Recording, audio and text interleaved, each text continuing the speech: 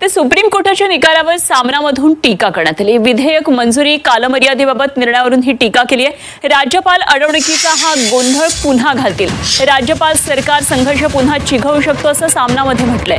विधेयक मंजुरीबाबत राष्ट्रपती राज्यपालांना वेळेचं बंधन नसल्याचा निकाल काल सुप्रीम कोर्टाने दिलेला होता आणि यावरून सामनामध्ये टीका करण्यात आली आहे। दरम्यान सामनामध्ये नेमकं काय म्हटलेलं आहे तेही आपण पाहूया।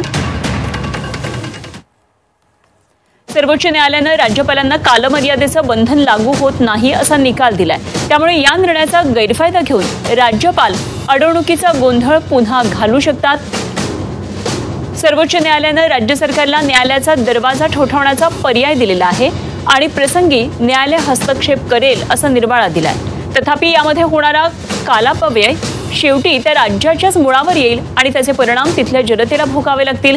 सर्वोच्च न्यायालयाच्या आधीच्या निर्णयानं राज्यपालांच्या कालमर्यादेचं घोडं गंगेत न्हालं होतं, मात्र आता ते पुन्हा विरोधी सरकारच्या बोकांडी बसण्याची भीती आहे। शिवाय त्यांचा राज्यपालांबरोबरचा संघर्ष सुद्धा पुन्हा अटळ झालेला आहे।